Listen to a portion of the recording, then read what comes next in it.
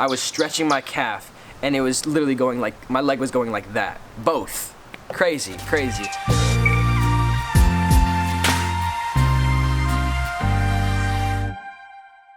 What's up, dearest wonderful people? It's Oliver here. So in this video I want to delve a little bit deeper into reflecting on my first half marathon, which was my previous video.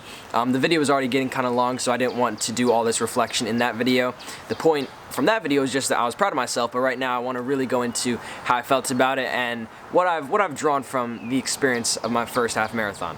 So right now, I'm very sore. It's the day after, and my toes yesterday hurt a lot. They're a little bit better now, but the tips of my toes, just like the slightest tap, would just, ooh, not a good feeling. But now today, I've never felt this kind of soreness after a race, but it's like under my knee, right here. Not my knee, but under my knee. That crevice is every step. It's like, ooh, not fun. But you know, that's just part of the game. And for this race, I decided to trust my body. Just trust the feel. I didn't want to be checking my phone, checking my pace all the time. I just had my phone check in with me every 3 miles and tell me what my pace was. So at the first 3 mile check-in, it said my pace was like 8:20 something. I was like, oof, my body's obviously not telling me to do the right thing, so I got to speed up. So that was good. Every 3 mile check-in was the perfect amount of time to know how my pace was and how I was doing, and where my time was, so I could kind of do quick math in my head and see where I would be, see where I need to be, slow down, speed up, whatever the case may be. I just want to also mention what I listen to on the run. Sometimes I don't listen to anything when I run. Sometimes if I'm trying to go fast, I listen to like upbeat music, but because sometimes when I want to run longer and I shouldn't go too fast, then I actually listen to a podcast, because that's kind of, you know, distracting. It's a nice little story, and it doesn't make me want to go fast. So I listen to the Bear Performance podcast.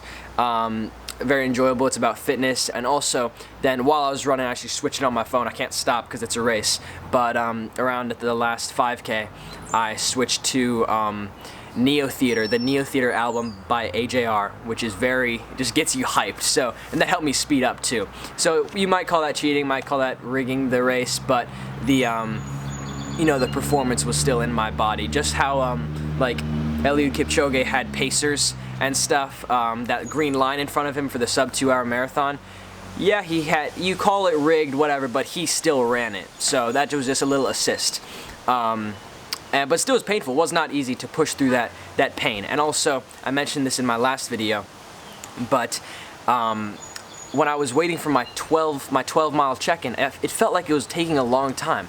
And I was on a 1.5 mile loop, so I do that twice and then I get a check-in, and I was like, check-in's not here yet, when it should have been 2 miles. So I checked back on my phone and it was stuck at 10. It just stopped recording.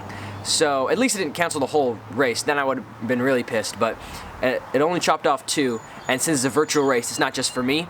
I wouldn't feel complete if I didn't submit. I think I would have had to submit 13.1 miles on my tracker, even though I knew I would have run a half marathon by that point. So I ended up running 15.1, and including, I did a 1.25 mile shakeout in the morning, then a 1.2 mile cool down after the race. So total it was a 17.55 mile day, which is the highest mileage day I've ever had in my life so far. Judging by how I feel now and how I felt yesterday, I really can see that I'm building up endurance.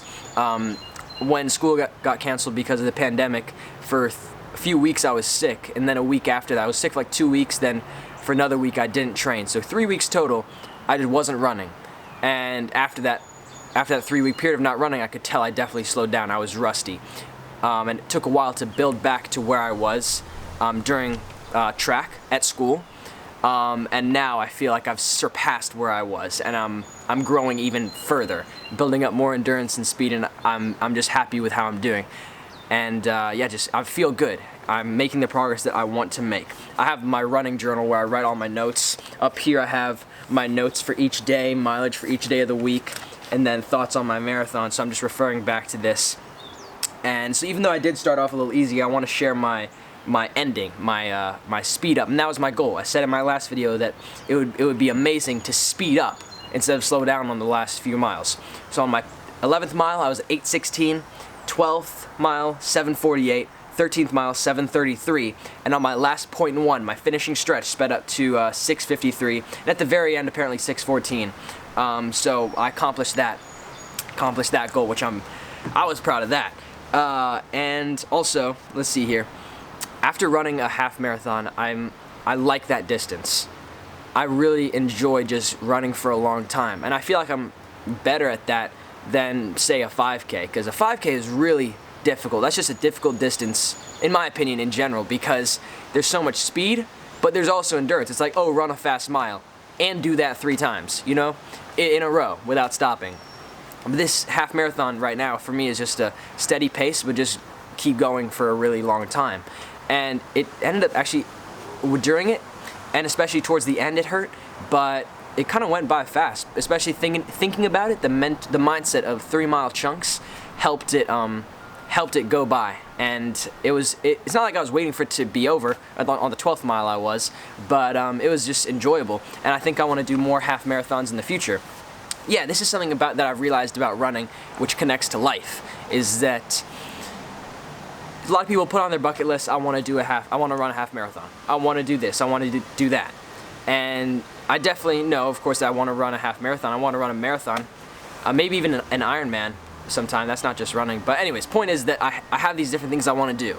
But it's not like, for me at least, it's not like I run a half marathon, check it off my bucket list. I think about that half marathon. Did I enjoy it? Do I want to improve? And the answer is yes. It's a strong yes. So it's not, I did a half marathon, now I'm done. It's, let's PR next time. Let's run a faster half marathon next time. So my next half marathon goal is to have a consistent sub-8 pace.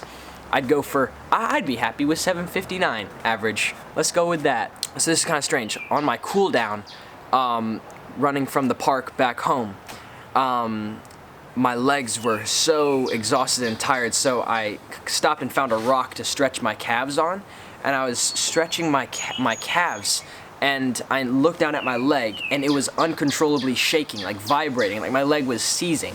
I was fine, but it was so crazy. That's how tired and just exhausted and just completely spent my legs were. I was stretching my calf, and it was literally going like, my leg was going like that. Both. Crazy. And, you know, after a race, it's easy to tell yourself, this one loud ass bird. Anyways, after a race, it's easy to tell yourself, oh, I could have gone faster. Like, yeah, I did well, but I could have pushed a little bit more. No. I mean, maybe, but no. I really pushed it hard, and that, my legs just uncontrollably vibrating is definitely a sign that I gave it max effort, especially with the 15.1 and 17.5 miles total. Like, that's a lot for me. One more thing about this half marathon, I'm gonna preface it by saying that yes, it's true, Olympians were not participating in this virtual race, but there were over 100 runners, and I checked the Instagram, and I actually won the male half marathon time, had the best time for males in the half marathon, so that's pretty cool. I'm excited about that, but I'm even more excited for that next PR, that next step in improvement. And also, my cousin Ellie, she ran the half marathon, and we both came in with a 1:46. Extremely impressive on her part. So yeah, wonderful time with my first half marathon. Also, if you guys have any questions about my race or my running in general or anything, truly, then leave them in the comments below. But yeah, that's it. Thank you so much for watching. Work hard, respect your elders, and have a euphoric rest of your day. Bye-bye.